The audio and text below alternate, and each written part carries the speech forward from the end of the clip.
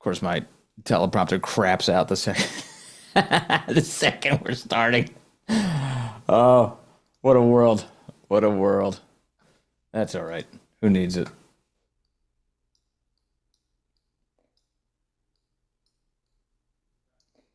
It's, is it back? Are we gone? All right.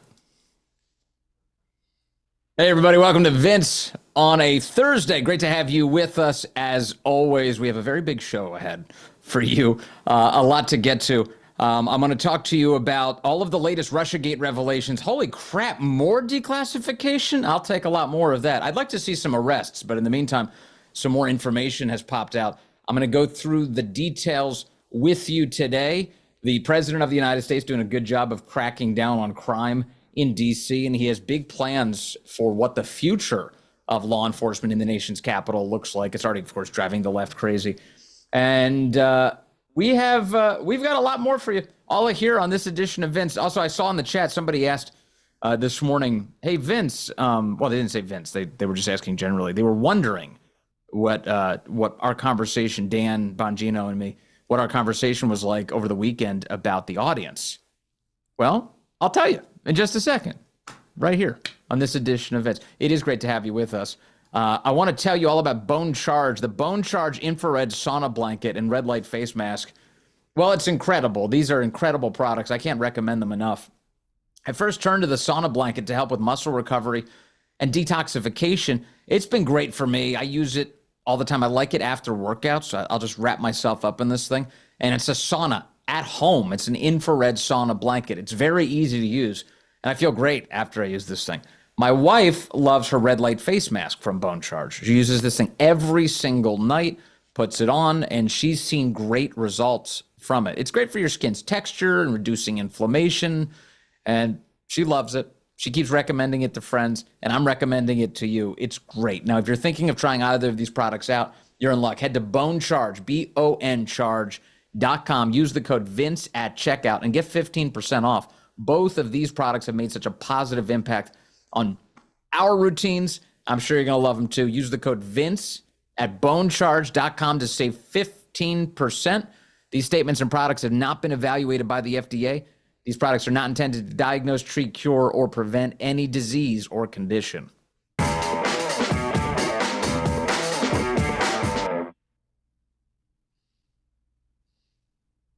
Yeah, it's so funny. As we start the show today, it's like it's always like a little tech problem or something. My teleprompter, I've got a handy little teleprompter here. So that's why if you're watching the Rumble stream, I'm looking from screen back to camera, screen to camera. I've got my notes, but I think I fixed it. Hopefully it works. Anyway, it's great to see everybody today. You do have somebody did ask in the chat. I wonder if Dan misses the podcast. I'm here to tell you emphatically, he absolutely does. He misses this audience. He can't wait to get back to it someday, but the guy's a little consumed. He's got some work to do. But I figured since that question came up, I may as well start with just some items from the weekend. At Paula Bongino's birthday party, we had a photo booth. You know those, at events and weddings and stuff, they set up photo booths. They set up a photo booth, and just to give you a perspective, here's one. This one includes Dan, actually. This is a photo of all of us together, all of basically the people you know from this program and from Dan's program, all together. Take a look here. Let me see if I can't show this to you. Is that in frame? Let's see. There we go. That's not too bad. Let's get a little light on that. So as you can see, there's Dan up front, and right next to Dan is Guy. There's Guy, looking great. There's Mrs. Guy right behind Dan. There we go. And then I'll use my finger to point out. There's Jasmine there. There's Frankie. She's lovely. Frankie is with Justin. Justin's great. There's producer Andy in the background right there. Who do we got? Oh, this is Mr. Jasmine right there. That's Mike right there. That's Mike. He's producer Mike from the radio show. You see Paula. There's the lovely Paula. She's right there. You've got producer Jim up front. And then Teresa, the great Teresa from Westwood One and helping us, do everything. She's great. She just does it all. There's Haley. You may know her.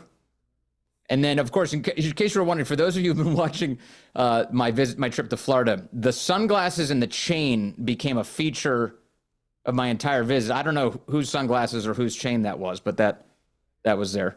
And then there's over way back there. That's Tony. That's producer Jim's lovely wife. And then there's Allison. That's my lovely wife. We're posing together for this photo. Anyway, it was a great time. It was a really great time. I've got all sorts of ridiculous photos from it. Here's this one. Let me see. There's producer Guy and myself wearing ridiculous hats. I don't even know what those are. The restaurant was some sort of modern Asian restaurant, so I guess they gave us those hats, and we ended up in them. So that'll be used in some form of blackmail in the future, just so you know. But it was great. It was wonderful, and it was awesome. Yeah, lampshades. We had lampshade hats. It looked ridiculous, and that's why we took the photo. And I'm not saying that we were sober for that. Actually, we were relatively sober for those photos. It was just great to get together with everybody. So that's the update. Yeah, you're welcome. Mary Sam says, thanks for sharing the photo. Dan had a great time, and Dan does miss this audience big time. So that's the news for you there.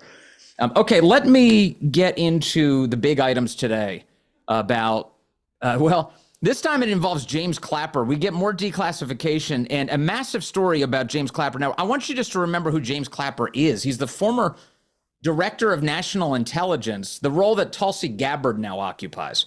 Is the former director of national intelligence for Barack Obama. And when he was in that role, he lied about spying, mass surveillance on the American people. James Clapper also was the one who said that CNN has the Steele dossier, but they need a news hook. He didn't say this to us publicly. He said this behind closed doors. They need a news hook in order to publish smears against President Trump. And then James Clapper produced the news hook. Clapper and a bunch of intel community people from Obama's administration head to Trump Tower, and then they brief the president, the incoming president, on the existence of the Steele dossier. And then CNN instantly runs the story that this was briefed to Trump, that there's that very scandalous information about President Trump that was just briefed to him by the intel community. That was James Clapper who arranged all of that. And then after James Clapper left the government, what network did he start working for? What network did he go to immediately as an employee on the payroll, on the dime? CNN. He goes to CNN right away. That's where James Clapper went. So that's who this guy is. He's always been a snake. He abused his power. He got his payday from the network that he helped create a fake news story for. That's been the whole story of James Clapper throughout his career. And that brings us to the declassification we just got. The Obama intelligence chief, James Clapper, I'm going to give you the Daily Caller version. A bunch of outlets have had some pieces on this. God bless them for that. James Clapper told the NSA head, that would be Admiral Mike Rogers, to get on board with our story on the Russiagate intelligence. Former Director of National Intelligence James Clapper overrode the objections of National Security Agency Director Mike Rogers. Remember this name, Mike Rogers. In fact, it's come up a lot in the past, but it's been a while since we've talked about Mike Rogers. In order to advance the narrative that Russian President Vladimir Putin had interfered in the 2016 election with a clear preference for President Trump, according to emails that were just declassified by the Director of National Intelligence, Tulsi Gabbard. Now, these emails involved James Clapper and Admiral Rogers discussing what would become the 2017 intelligence community assessment about Trump and about Russia. That, of course, kicked off years of Russiagate frenzy. It was all based on nonsense. Remember, the Steele dossier informed the body of the intelligence community assessment and was included in an annex at the end of the intelligence community assessment. It was garbage designed to smear Trump. The wrap-up smear, as Nancy Pelosi would call it. Rogers expressed concerns about just how quickly everything was being shoved out the door, about the sense of urgency, the compressed timeline, the compartmentalized intelligence involved. The former NSA had relayed that some of his analysts expressed concerns about not having access to the underlying intelligence, nor the time to assess it. Now, I'll show you the emails. These are the emails that we just got from Tulsi Gabbard. She shares all of these, the wonderful, lovely Tulsi Gabbard, sharing the actual emails here. Let's look. So in the email, she has this. Admiral Rogers saying, I'm going to put this in frame for you. Admiral Rogers saying that this is a big problem. You know, I just got back from, he says, TDY, that's temporary duty. That's temporary duty. And in getting back from temporary duty overseas, he says, I've got a lot of problems here we've got to go through. Well, to hell with this. It's terrible on the screen. So I'll just show it to you here. I've just returned from a TDY overseas. He said TYD. He meant TDY as a typo. Temporary duty is a military expression. And I've been updated on the current status of our efforts to produce a joint product related to Russian attribution and intent for the DNC DCCC hacks. I know this activity is on a fast track, Rogers wrote. That was in December of 2016. Pay attention to the date, December 22nd, 2016. So Mike Rogers just gets back from overseas and he goes, hey, I just talked to my guys and they're telling me they're not seeing the intelligence to support this. This idea that the Russians hacked the election to help Trump. My guys, the NSA doesn't have the intelligence to support this. So where are you getting this from? How can you even say this, James Clapper? How can you say this, DNI? How can you say this, FBI? How can you say this, CIA? And yet that's what they were saying. So the NSA was kind of like, I don't think so. I'm not seeing this here. Rogers says they were clear in saying that at the staff level, folks have been forward-leaning and trying to ensure we have the opportunity to weigh in. But I'm concerned, given the expedited nature of this activity, my folks aren't fully comfortable saying that we've had enough time to review all of the intelligence, to be absolutely confident in their assessments. In addition, Rogers said, if the NSA is going to be a co-author of this product, intended to be a co-author of this product, I personally expect to see even the most sensitive evidence related to the conclusion. So it's not good enough. This is Rogers saying, it's not good enough that you show people down the totem pole from me, the intel, showing that there's Trump-Russia collusion or that Putin stole the election to help Trump. It's not good enough. I want to see it myself. I'm not believing this, is what Rogers is saying. Now, Clapper responded. James Clapper, DNI Clapper, responded and overrode Mike Rogers. And he said this, quote, it is essential that we, the CIA, the NSA, the FBI, and the ODNI, that's Clapper, the Director of National Intelligence, all be on the same page. We have to be on the same page and are supportive of the report. Now, this is the expression of a political hack. What you and I are reading right now is James Clapper saying, I don't care what you think. You've got to be on the same page. We all have to be singing from the same hymnal about this. There can be no discrepancies here. We can't be going in different directions. So this is a guy who's not being guided by the facts. This is a guy who's not allowing the truth to dictate the outcome. He's intentionally manipulating the narrative in order to make it seem like Trump's the bad guy, that Putin helped Trump get elected, and he's demanding that all of the agencies get on the same page, whether they like it or not. And that includes you, Mike Rogers, the head of the National Security Agency, NSA. He said he wants to do this, Clapper said, in the highest tradition of that's our story and we're sticking to it. We will facilitate, Clapper says, as much mutual transparency as possible as we complete our report. But more time is not negotiable.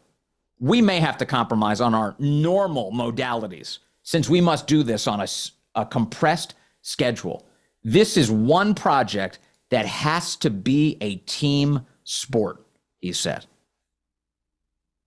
These are very damning communications.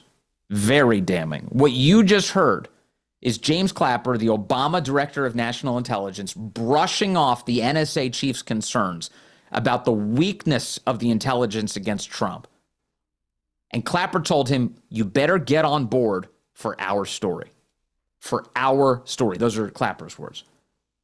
Now, here's the other piece of this.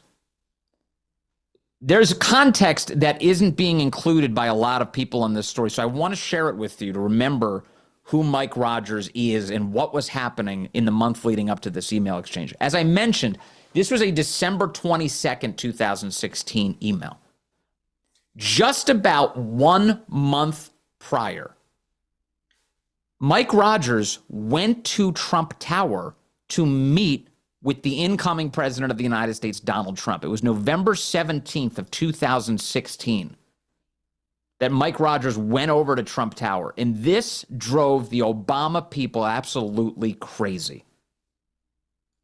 Here's what it looked like at the time. This was NPR at the time. NSA head meets with Team Trump, but doesn't give Obama a heads up. Doesn't give Obama a heads up. Now, the point of this meeting, reportedly, at the time, and none of us were in that meeting except for the president and Mike Rogers and perhaps his advisors. The point of the meeting, as we understand it, was that Mike Rogers was interviewing with the president to become the next director of national intelligence. The president was casting about for a new DNI. And so who was going to be the guy to replace James Clapper? Well, if Mike Rogers got his way, he wanted to be the guy to do it, or at least Trump was interested in making him the guy. And so Rogers goes to Trump Tower. That's November 17th. Now, by November 19th, just 2 days later, this is the headline. You ready? The headline that came to us out of the Washington Post. Check this out. Pentagon and intelligence community chiefs have urged Obama to remove the head of the NSA, to remove him, to fire him. So November 19th, the heads of the Pentagon and the nation's intelligence community, that would be James Clapper, have recommended to President Obama that the director of National Security Agency, Mike Rogers, be removed, fired. Now, it wasn't like there was much time left on the clock. The administration was almost over. This is what? This is November, again, November 19th of 2016. So they only had 2 months remaining in the administration. Why would you have to fire the head of the NSA in the final 2 months of the administration? And the Washington Post says that the news came as Rogers was being considered by President-elect Trump to be his nominee for the Director of National Intelligence to replace Clapper as the official who oversaw all 17 U.S. intelligence agencies. In a move apparently unprecedented for a military officer, Rogers, without notifying superiors, traveled to New York to meet with Trump on Thursday at Trump Tower. That caused consternation at senior levels of the administration, according to the officials who spoke on the condition of anonymity to discuss internal personnel matters. So let me put this really in a really straightforward way. He is seen as too close to Trump, and he is seen as, like, would this be the behavior? Let's just ask a basic question. Would this be the behavior of a guy who actually thought that Trump was a traitor to the country? That he would be interviewing to become the director of national intelligence? That he was willing to join this administration? No, it wouldn't. Mike Rogers went because he sincerely thought, okay, maybe I could do this job. And the Obama people hated him for that. They hated that he treated Trump as the legitimately elected president of the United States. James Clapper and Ash Carter, then the head of the Pentagon, set about trying to get him fired in the final 2 months of the administration. Now, the Obama people must have decided that that would attract way too much attention at that moment to what was going on. They didn't want to distract from their mission, which was to take down Trump, to accuse him of colluding with the Russians. So these latest revelations that we just got in the last 24 hours, are that James Clapper absolutely demanded that Mike Rogers play ball, join the team to take this guy down. That's the key. That's the key. So what needs to come next, as you know, are prosecutions. No question whatsoever. And this is the role that you play. This is the role that I play. This is the role that the President of the United States plays. We need to continue to place pressure. We need to sandwich the Justice Department into doing this. Now, we already know that they've launched a strike force to go after the coup. That is meaningful because that's the same move that the Justice Department has done against the mob. It's designed to go after large-scale criminal conspiracy enterprises. They've done that. They've also launched, as you know, grand juries. They're impaneling grand juries against people now who deserve it, including people like Letitia James and Adam Schiff. They're going after these people. And that's being led by Ed Martin. That's at the direction of Pam Bondi. And again, I want to reiterate, as I started the show today, I was giving you an update on seeing Dan Bongino this weekend and the spirits that he's in. He is, I'm telling you right now, he is desperate to come back to this audience, but he is desperate to see the job he is doing through. And he's got as much energy as I've ever seen him have. This is not a man who's going nowhere. This is a man whose job is going somewhere. Xmusic 2001 says in the chat, the arrests are the only thing that matters. That is exactly right. The arrests are what matters. And that's why we've got to keep plugging away at this. Keep placing pressure on the Justice Department. The president is doing that very thing. Tulsi Gabbard is doing that very thing.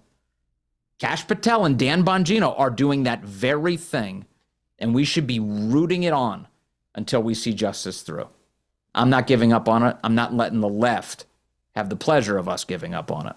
I never would. All right, we got a lot more to get to today on this edition of Vince. And we've got more revelations actually coming out, more declassification that we have to talk about. It's deeply important. So, of course, we are going to cover it here on this show. Let's see here. I've got quite a bit to get to. I want to thank the sponsors of this program. That includes Jacked Up Fitness. Just got done, hanging all over the Jacked Up Fitness machine this morning. I love Jacked Up Fitness.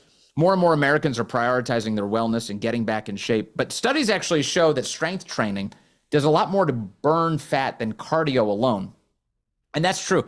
If you develop muscle, the more muscle you develop, the more fat you burn just by existing, just by moving around throughout the day, sitting in a chair. If you've got a lot of muscle, you're burning a lot of fat. That's the way your body works. So you should build muscle. It's good for you. And I've been working with Don and the team over at Jacked Up Fitness for a couple of months now. And I'm telling you, these guys absolutely know what they're doing. They've created a great product. Their all-in-one home gyms are already best in class. I've got one. It's just feet away from me. It's not that far. I'm in my basement right now, in my studio, but I've got my little gym next door with my Jacked Up Fitness machine. Their all-in-one home gyms are already best in class. I love it.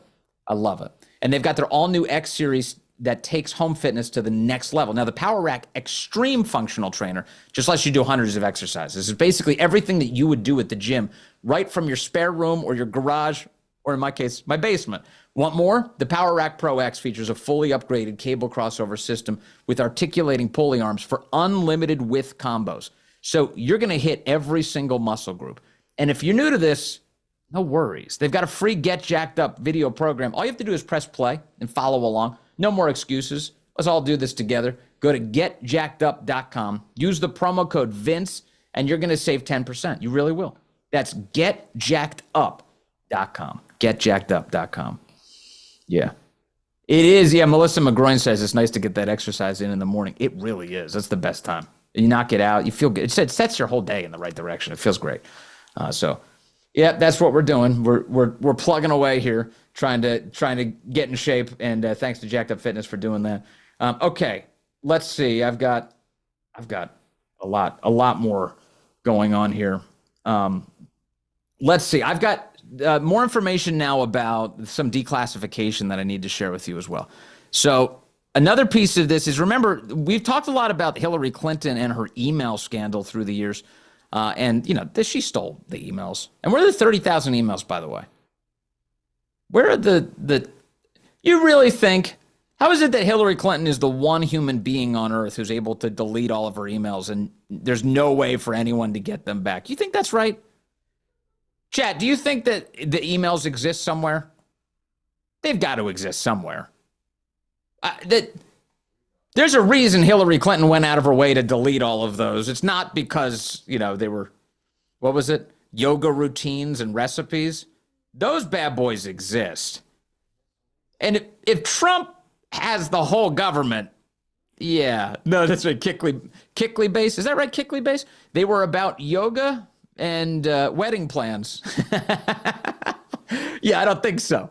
I don't think so. No, I'm pretty sure these emails exist. I know she thought that she could get rid of them. They were pretty convinced. Bleach bit and what was it? What was the thing that she? Oh, ball peen hammers and they're smashing everything. I don't think so. I don't think so. They hunted down every January 6th person who was in a 10-mile radius of the Capitol. They were tracking every single person's cell phones. They were up in everybody's business just for supporting Trump. Yeah, I think we can find those emails. Let's encourage the Trump administration to produce those, would you? Maybe President Trump can get back up on that. So anyway, here's the thing. The Hillary Clinton scandals are not only about the emails. The emails was just one piece of this. In fact, the emails, deleting the emails, as far as you and I can tell, were really a part of a cover-up of Hillary Clinton's pay-for-play scheme. She had an entire organization called the Clinton Foundation, as you well know. And into it, a bunch of left-wing billionaires and foreign governments were pouring tons of cash. Now, of course, after Hillary Clinton lost the election, the money flowing into the Clinton Foundation disappeared. And there's only one reason for that. It's because people couldn't buy access to power anymore. Hillary was gone. They thought she was going to be president of the United States. They thought they were going to be able to buy their way into the administration, buy the things that they wanted from a corrupt president. And that never got to happen. So the money dried up. That couldn't happen anymore. But that is the core scandal. Underneath all of this, underneath her stolen classified information, underneath her use of a private email server, inside of a bathroom in Chappaqua, New York, designed to evade public detection. The whole point of all of that, quite obviously, was so that she could do something corrupt, so that people could buy influence through the Clinton Foundation, and she could cover up her tracks without a government record for it. That's what's in the 30,000 emails. It has to be. So we just got new information over, and I love all this declassification. I'll take all of it. I'll take every single piece of it. We now know that the Obama Justice Department and FBI leaders under Obama, this will not come as a surprise to you. Again, not shocking, but appalling. FBI leaders obstructed the Clinton Foundation investigation from moving forward, according to current and former officials who are now cooperating with Trump officials to go after all of this. So this is not merely transparency. This is about a full-blown criminal investigation into the obstruction of the Hillary Clinton investigation about the Clinton Foundation, all the pay-for-play stuff that was going on. Take a look here. Just the News with this reporting. This is big. Shut it down, they say. Shut it down. Bombshell FBI timeline exposes political interference in Clinton corruption probe. FBI Director Kash Patel has uncovered. I don't care what anyone says. I am not tired of these revelations. I don't care. I want this. I want the damn truth about everything. So here's Kash Patel saying that he's uncovered a bombshell memo written in 2017. It chronicles the extensive political obstruction that career agents in 3 cities faced from their own bosses and the Obama Justice Department during the 2016 election, as they probed whether Hillary engaged in pay to play. Shut it down is the quote. Shut it down, said then Deputy Attorney General Sally Yates. She's quoted as demanding that in a detailed timeline of political impediments that agents in New York City, Little Rock, Arkansas, and Washington, D.C. reported. So here's what we have. To give you a rapid-fire summary of this, FBI agents in New York, in Little Rock, and in Washington all believed that they had information that predicated a full-blown investigation into Hillary Clinton and the way that she was selling access to the State Department and presumably to the incoming Clinton administration, should that have ever happened. Thank God it didn't. FBI agents all across the country said, man, we've got some really important stuff here. Now, one of the reasons they had important stuff was thanks in no small part to an excellent book on the subject that was written by Peter Schweitzer, Clinton Cash. Look here. The timeline, this is the Justice Department timeline, stated that in July or August of 2015, an FBI supervisory special agent in the Washington field office had a brief discussion with a member of the U.S. Attorney's Office for the District of Columbia regarding the Clinton Foundation allegations, which had been focused on by the book Clinton Cash by Peter Schweitzer. At the time, an investigator whose name remains redacted was in the process of attempting to predicate an investigation based on the allegations.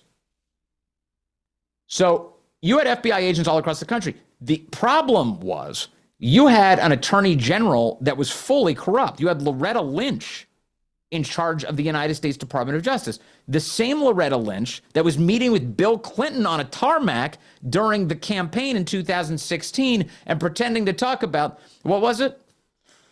Their grandchildren. They're just pretending. They're just, oh, we were just chatting about our grandchildren for, what, an hour and a half? What was going on during all of that? In fact, now, thanks to the declassification from Kash Patel and Tulsi Gabbard, we know a lot more about what she was up to at the time. Loretta Lynch was working directly with the Clinton campaign, according to one of the FBI sources, and helping them manipulate the activities of the United States Department of Justice, or broadcasting to the Hillary campaign what was going on at the United States Justice Department.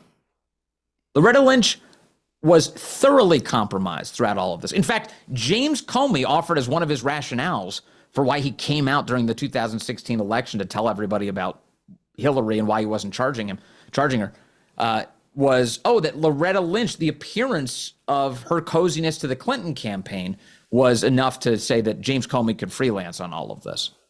It was all too crazy. But Loretta Lynch was rigging this thing. And Sally Yates, the Deputy Attorney General, said, shut it down. Shut down this investigation into Hillary. The U.S. attorneys at the time, under Obama, were shutting down the FBI's ability to get to the bottom of all of this. So this is, I'm telling you, I'm going through these stories day by day by day, and we're doing a handful of them each day. And each one of them as a standalone issue is a massive, massive story. It's huge. The whole Justice Department was working overtime to shut down the investigation into the Clinton Foundation? Yeah, it's a huge deal. And God bless John Solomon and Jerry Dunleavy at Just the News for capturing so much of this. They've been capturing it all week. I talked to John Solomon this week on the radio show, actually. You should check out the national radio show. We do it 12 to 3 Eastern each day. We always have great guests, just like we have here on the podcast. But there's just so much information. We try and fit it in all 4 hours of the content we produce each day. There's a lot here. But I wanted to give you that update as well. So that's the declassification update. Coming up, and somebody said you're going to see none of this in the mainstream media. I was just thinking about this. FAFO 4547 said that. I totally agree with you. Every time I see these stories, I'm like, why is it that you and I are the only ones who are talking about this? Why is it that it's only the Vince audience and a couple of other conservative audiences that are aware of the nitty-gritty details here? By the time, the only reason the press is going to even glance off of this story, you know how this is going to happen. If and when they put handcuffs on any of these guys, the press is going to have to give some condensed version to try to explain to their misled audiences what the hell is even happening. And when they do, they will distort it beyond recognition. And you are going to be prepared to rip these stories limb from limb because you actually know the details. It's great. Anyway, it's not great. The media suck, but you're great. Thank you for being here. Okay, coming up, I want to talk about DC crime, what's going on there. Did you see the dude who threw a Subway sandwich at a federal police officer in Washington, D.C.? Yeah, that was a stupid idea. That's not going to work anymore. I've got all sorts of stuff to share with you coming up on this edition of Vince. Before we get there, going to thank our great sponsors who really do make all of this possible. There's a reason we're so grateful for them. They keep the whole operation running. Really wonderful stuff. That includes, my goodness, I'm having a day today. You know what I need? I need a sip of blackout. That's what I need. Hold up. I love that blackout. I really do. Okay. You know what else I start my day with besides blackout? It's Fatty 15. C15 from Fatty 15. I love it. If you're worried at all about aging, as you get older, we all feel this. You know, your energy goes down a little bit. Things start to ache that you didn't have before. Everything changes. And you start to long for the good old days. You're like, hey, how can I become younger again? Wouldn't that be great? Yeah, it would be. And I'm excited to share with you C15 from Fatty 15 is the first essential fatty acid to be discovered in more than 90 years. Fatty 15 co-founder Dr. Stephanie Van Watson discovered the benefits of C15 while working with the U.S. Navy. And based on studies, we know that when our cells don't have enough C15, they can age faster. Fatty 15 can help you repair and protect age-related damage to your cells and help activate pathways in the body that repair mechanisms that support your overall wellness. Fatty 15 is science-backed, award-winning, vegan, a 100% pure C15 supplement, and refills are shipped right to your door. In fact, before I set this up, before we started this relationship together, I did all the research on this subject. I wanted to make sure it was legit, and I was thoroughly convinced that it's legit. And then I started taking Fatty 15 every single morning. First thing, I take a pill every single morning. It's been dynamite. I truly believe in it, and you will too. Fatty 15 is on a mission to optimize your C15 levels to help you support your long-term health and wellness. It's a very, very big deal. So in order to get a piece of Fatty 15, which you should get that going. You can go to fatty15.com/Vince. You're going to get 15% off their 90-day subscription starter kit, fatty15.com/Vince. Use the code Vince at checkout. Now, these statements have not been evaluated by the FDA, and this product is not intended to diagnose, treat, cure, or prevent any disease. But again, thank you to Fatty 15. They're so awesome. Also, thank you to fastgrowingtrees.com for being a great sponsor of this program. My trees are looking so good. I should take you out sometime to the yard and show you the trees. They're looking so good. They're growing like crazy.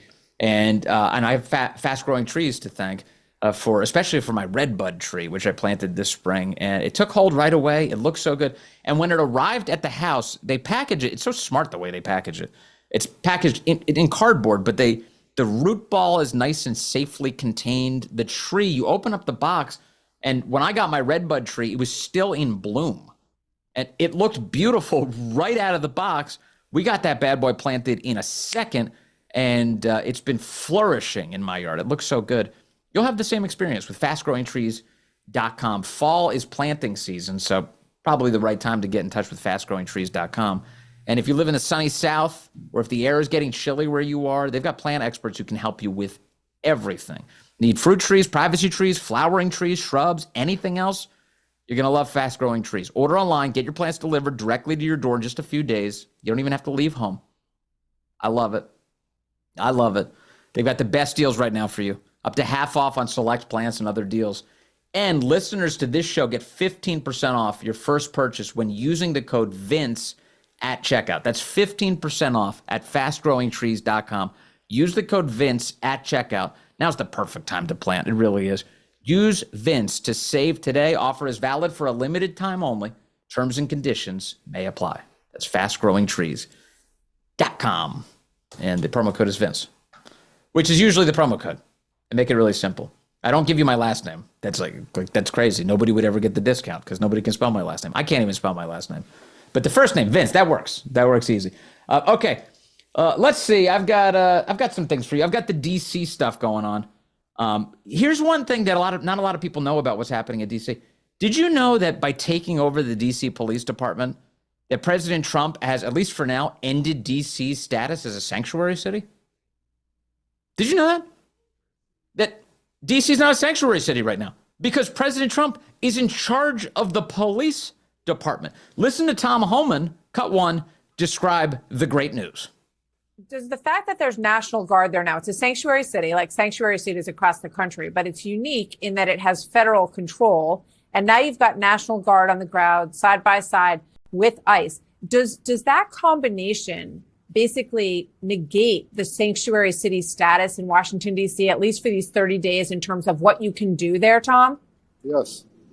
I think D.C. under federal control is not going to be a sanctuary city. We're working with the police hand in hand. When we encounter a criminal illegal alien, then we turned over to ICE. And that's the way it should be. I mean, I'm not saying every illegal alien in D.C. is a criminal, but many are. So these are people we're going to focus on. Illegal alien criminal safety threat in D.C. is not going to be protected. There's no sanctuary for these people in the city of D.C. Okay, so, I can't believe I'm in a position where I'm going to give a slight correction to Tom Homan, but every illegal alien is a criminal, just to be crystal clear. But But the point that he's making is not every illegal alien is a violent criminal. And certainly they're taking people into custody and now they're deporting them because there is no sanctuary policy enforced at the moment because the Trump administration is running the justice system. They're running the police department. And so that is a great piece of news in the midst of all of this. And candidly, I missed it because I was just thinking about, going after criminals. And certainly that includes illegal aliens. So great to see that the president of the United States is doing that. Now, we do have an update on that subject. This morning, Caroline Leavitt was on the Fox News channel, and she said that things are going so well that they've actually they've arrested ahead of deportation a bunch of illegals. Take a look here. Here's Caroline Leavitt this morning on the Fox News channel with the good news. In D.C., would these 100 arrests have happened with just the D.C. police and Park Police? Was there something about the president surge that brought those arrests? Absolutely. This is a multi-agency task force that is put forward by the president, the attorney general, our secretary of defense. There are 19 agencies that were working together across 7 districts last night. And I have some updated statistics for you. Overnight, there were 45 criminal arrests made for assault, second and first degree. There were arrests made for the distribution of illegal drugs and narcotics that have now been removed off of the streets. There were 3 illegal firearms that were seized. And in addition to that, there were 29 illegal aliens who were removed off of Washington, D.C. streets last night, many of whom had final orders of removal. So these results are happening night after night because of the efforts of this federal task force that are working alongside the Metropolitan Police Department. All right, so that's great news. So 29 illegal aliens just in a single night picked up in Washington, D.C., and that means that they are destined for deportation now. There's no scurrying them out the back door, hiding them from federal law enforcement. Federal law enforcement is running the show in Washington, D.C. right now.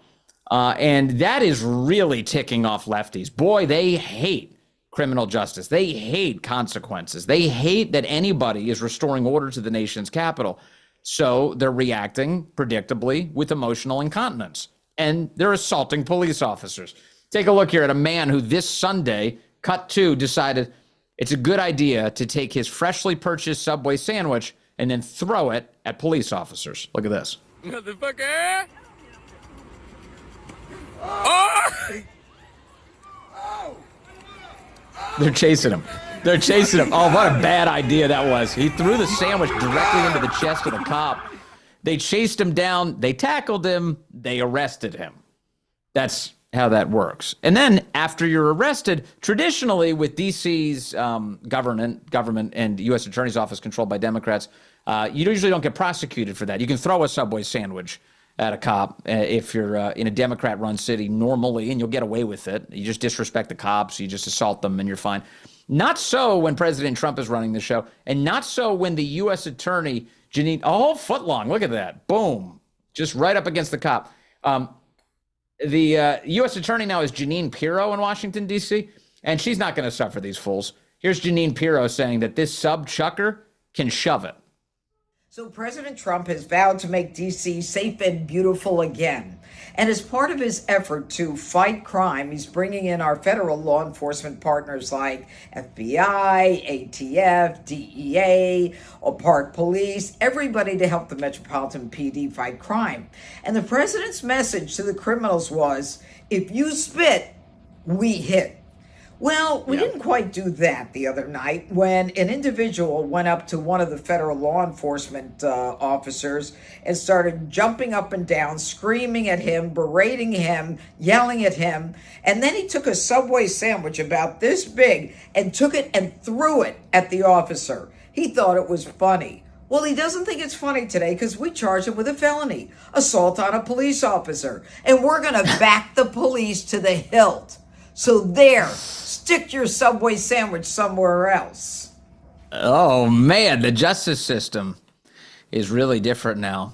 That's when you have the U.S. attorney saying, cram that footlong where the sun don't shine. That's the update from Janine Pirro, who I gotta say, I've always had a soft spot for Jeanine Pirro. I've always liked her. I think that she's funny, and I like that she's aggressive. She's also cheerful in her aggression, which is kind of a neat trait.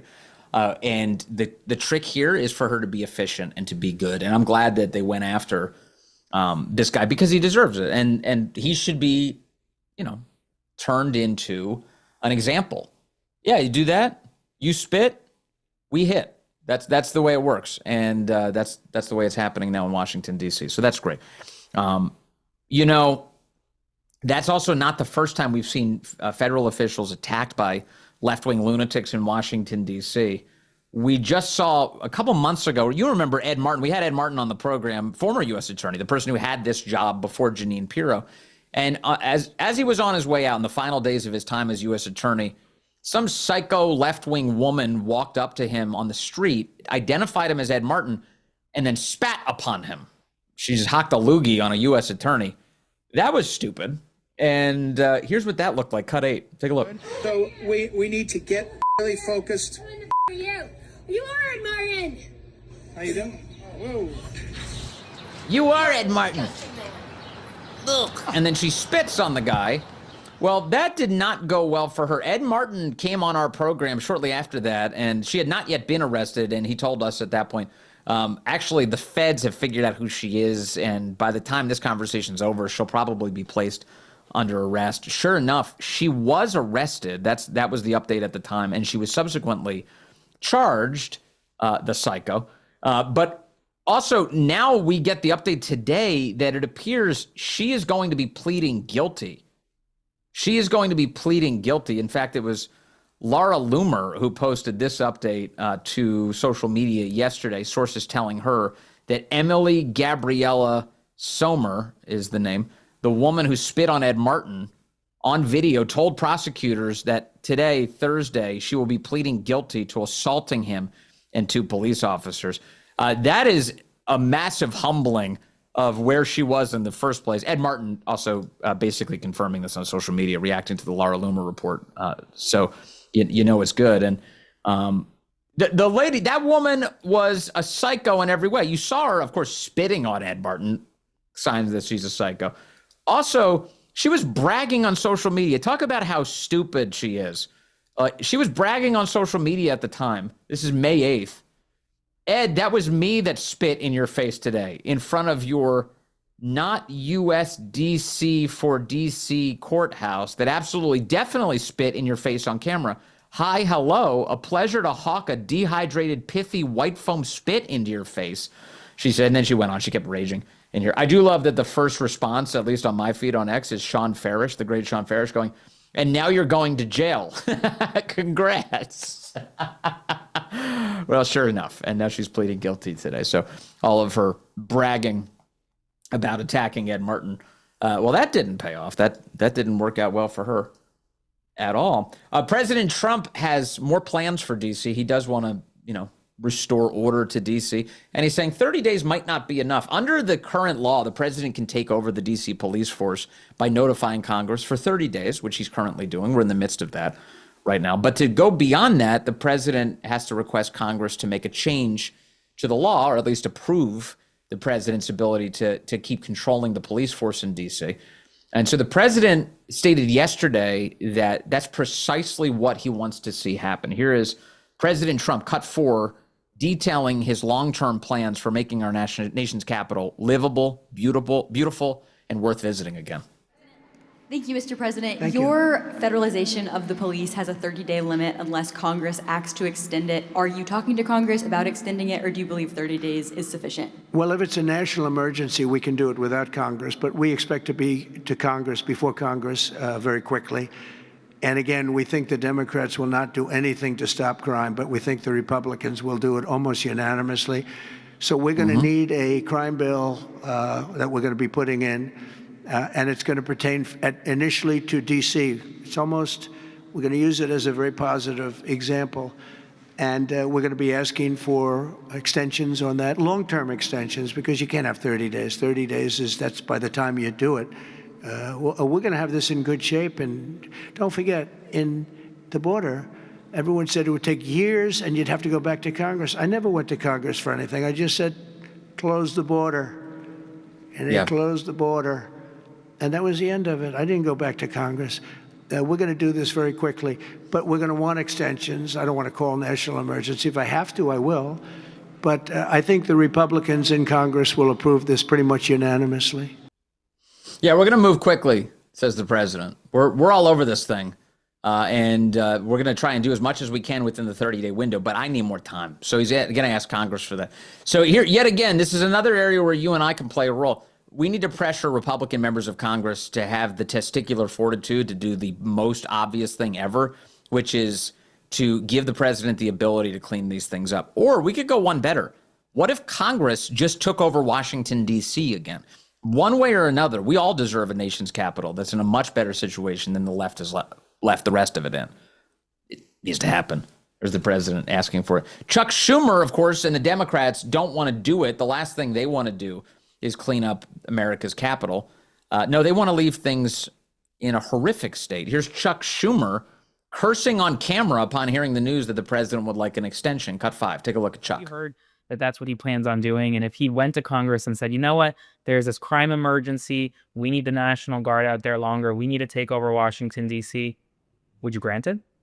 No fucking way. We'll fight him tooth and nail. And right now, as you said, he can only do it for 30 days, or now I guess it's 26 or 27, whatever. This guy's an idiot. Have you noticed Democrats are all cursing now? They're pretending like they're tough guys, you know? In absence of trying to convince you that they have a better plan for the country, they just curse. No fucking way, says Chuck Schumer. A guy who can't even grill a hamburger. Oh, yeah, he's cursing like a sailor now. Chuck Schumer, what a goob. These guys are just total losers.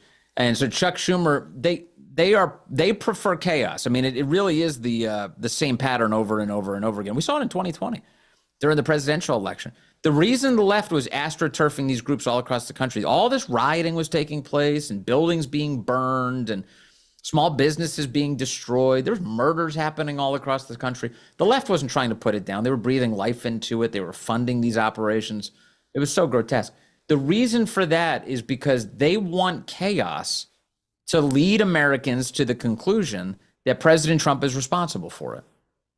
The more chaos we whip up, the more people will be upset with the status quo, and the more they will hold the current president of the United States, the current office holder, to blame. So they'd rather imperil the city of Washington. The left would rather there be chaos in places like Chicago and Oakland. They would rather there be utter chaos, because if there's utter chaos, then people get kind of miserable about their living conditions, and they start looking for, okay, how do we change leadership to get to a better place?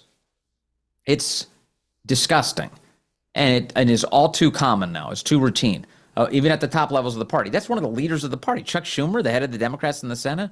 No fucking way will I allow Washington, D.C. to become orderly, clean, livable, and worth visiting. No way. Yeah, we got it. We know. You didn't have to say it out loud. We knew that was your message on this. Now, speaking of cities like Chicago and Oakland, the left, absent a good argument, either resorts to cursing, as I mentioned, or accusing their political opponents of racism. Here is the mayor of Chicago, Brandon Johnson, old BJ, the least popular BJ in the country. He's got 6% approval rating. Here's BJ saying that President Trump is merely scared of his brilliance in Chicago. Take a look, cut 6. Donald Trump called you incompetent. What did you feel? All right, he just addressed this. Thanks. Please answer that question. If you Okay, fine. Since you are begging, I do believe that Donald Trump is intimidated. I know. I think you're begging. No interruption. So let me just answer that. I do appreciate you begging. So I would just say it like this, that the president has always been intimidated by the intellectual prowess of black men. And so, of course, he would speak in those petite and puerile terms because he's small. Oh, my gosh. What a loser. Holy cow. And so Brandon Johnson is upset. You know, the president has said that he wants to do everything he can, not just to improve the law and order situation in D.C. He wants to do it in places like Chicago as well. Chicago's got a hellish crime problem. And Brandon Johnson has not made it better. He's made it so much worse. So old BJ there says that, well, Trump's just intimidated by by black people. He's very intimidated by black genius, and I'm a black genius, and he's intimidated by me. Yeah, let's make it about race. How about you're just an idiot who's destroying your city, and you should not be the mayor? And I hope the people of Chicago have learned that lesson by now. 6% approval rating? What? It's like a world record. How did you even do that?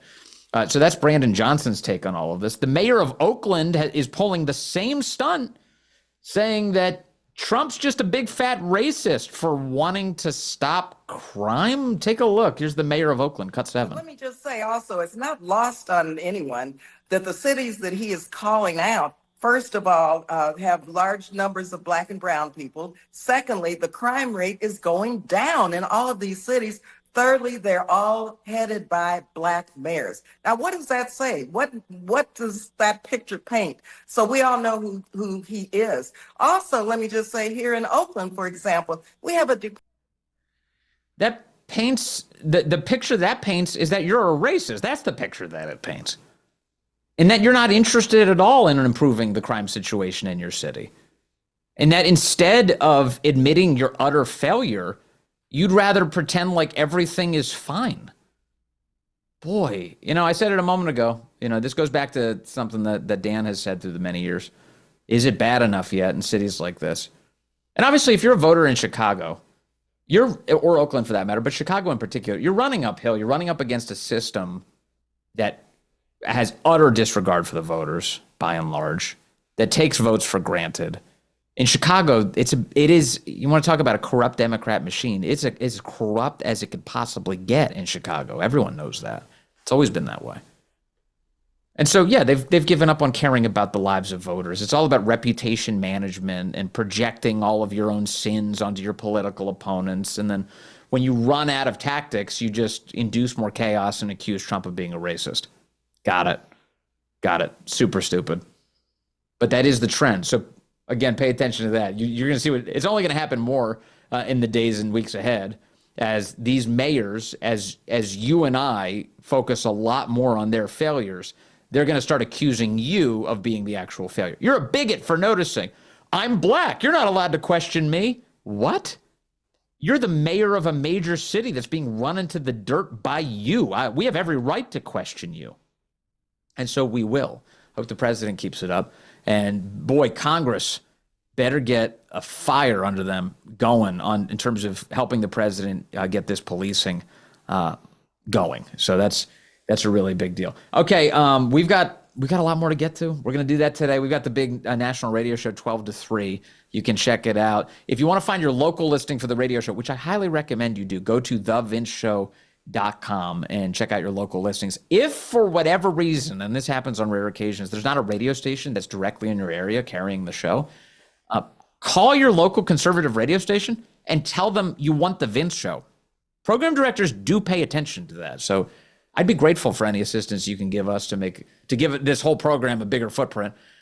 Beyond that, if you want to join us on a live stream, you can do that, rumble.com/Vince. Wherever you're hearing this, whether it's on a podcast or you're watching us live on Rumble perhaps, please subscribe. It's the way that we can keep this message just getting out everywhere. It's a massive deal to us, and for that, I'm very grateful when you do. I guess the last thing is, I don't often ask, follow me on social media. I'm trying to be better about Truth Social. I'm posting a little bit more to Truth Social. I'll keep doing that as well. I'm on X a lot. I consume a lot on X. Just a lot of news there. I get it there. So at any rate, I appreciate you following me there. And as always, I'm very grateful for you. I promise you, we are digging like crazy. And on that declassification story, the one that you and I keep talking about, there's only so much we can do as a show. I mean, we're just talking about the information we're finding out. And it's important you have your mind around all of it. But it's also important that none of us, me included, give up on pressuring our government for the accountability that we deserve. Arrest these people. I can't wait for that show. That one's coming. Arrest them. Arrest them. Great to have you with us today on this edition of Vince. Coming up next, right here on Rumble, Steven Crowder does his thing. Stay tuned for that.